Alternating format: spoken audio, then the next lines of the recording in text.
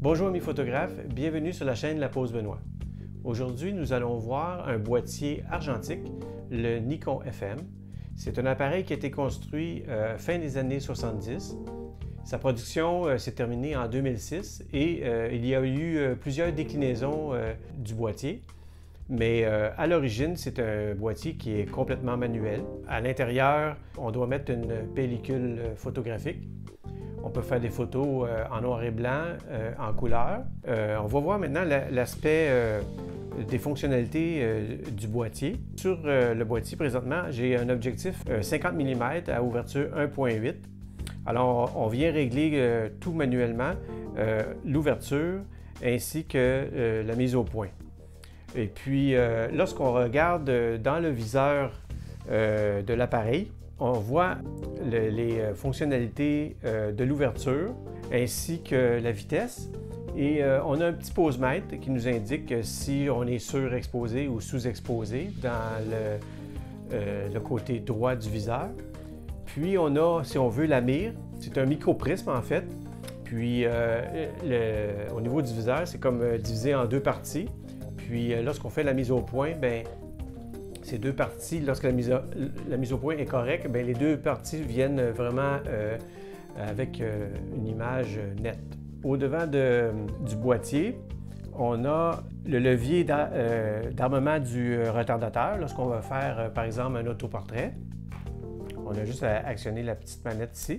On a ici le bouton pour le test de la profondeur de champ, comme on a un peu sur nos réflexes numériques. Évidemment, l'objectif, comme je disais tantôt. Ici, on a le bouton pour désenclencher l'objectif.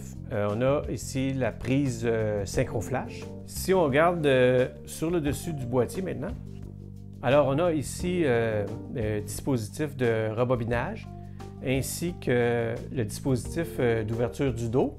On a la griffe flash ici.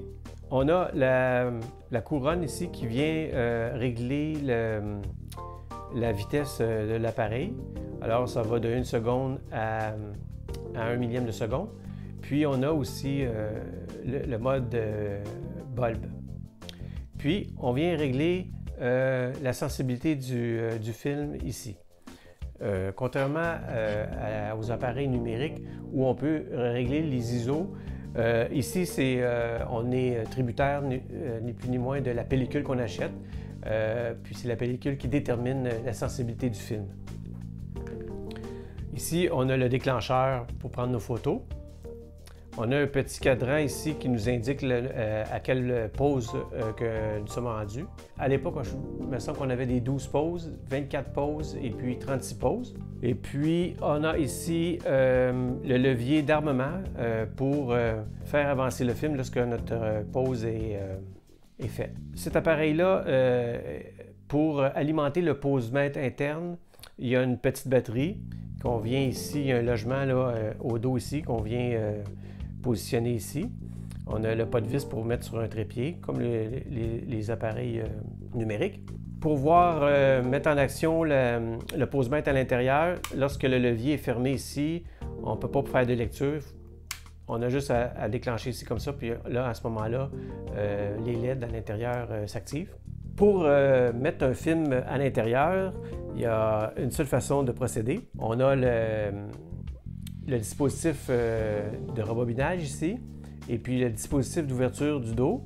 On n'a qu'à soulever ici la petite manivelle, et puis actionner l'ouverture du dos comme ça, et puis on vient placer la cartouche du négatif ici. On vient l'enclencher de ce côté-là, puis une fois qu'il est bien enclenché, on a juste à actionner le levier d'armement jusqu'à temps qu'on arrive à la première pose. Là, à ce moment-là, on a la petite manivelle ici qu'on va tourner dans ce sens-là pour réembobiner le négatif. Juste à ce moment-là, une fois qu'il est rembobiné, là, on peut ouvrir l'appareil pour prendre la cartouche et l'amener au laboratoire. Autre aspect, lorsqu'on parle de photo argentique, c'est tout le côté, les coûts associés à la pellicule photographique. Et évidemment, aujourd'hui, c'est un peu plus onéreux qu'à l'époque, dû peut-être à la rareté de la pratique des gens. On va y aller avec des généralités. Par exemple, ici, si on a le choix toujours, comme je le disais auparavant, avec les négatifs noir et blanc ou les films couleur. Ici, par exemple, j'ai un Agfa Photo Vista Plus, un 36 poses avec 400 ASA, une pellicule qui se détaille à peu près autour d'une dizaine de dollars. Ça, c'est pour le coût de la pellicule. Après coup, il faut penser au développement du négatif. On va calculer peut-être un autre 10 $. Puis là, si on veut un tirage, par exemple, mettons, on va dire un développement plus un CD, bien là, ça va nous coûter un autre 10 $. Si je veux avoir un développement, par exemple, 24 poses avec impression 4x6, bien là, ça va être 12 $. Tu sais, le processus pour un négatif, là, on va dire, là, ça va se chiffrer, mettons, entre 30 et 50 $. Alors, c'est certain que c'est pas donné, mais lorsqu'on pratique la photo argentique, disons que c'est une autre pratique qu'avec le numérique. On va prendre plus le temps au niveau des poses, on va réfléchir plus à notre composition, etc. Alors, c'est certain qu'on ne va pas se mettre, dans mon cas en tout cas, à 100% sur l'argentique, mais peut-être dans une année, je vais dire, bon, ben là, dans la période des fêtes, par exemple, je vais dire, bon, je vais aller m'acheter un film couleur, puis je vais prendre des photos de famille ou lors d'un voyage. D'ailleurs, j'ai vu une vidéo récemment sur la chaîne Apprendre la photographie. Je vais vous mettre le lien en description, qui parle sur tout le côté justement des différences entre le numérique et l'argentique, et puis au niveau de la prise de vue, la philosophie un peu, une vidéo qui est très bien faite d'ailleurs. Alors voici ce qui termine cette vidéo sur le boîtier Nikon FM, et vous pouvez me laisser un commentaire à savoir si vous pratiquez la photo argentique ou si éventuellement vous aimeriez faire l'acquisition justement dans la période des fêtes. Ce serait une bonne idée de cadeau de Noël. Ça serait apprécié, et toujours un petit pouce bleu, ça fait plaisir. Et je vous dis à la prochaine fois. Merci.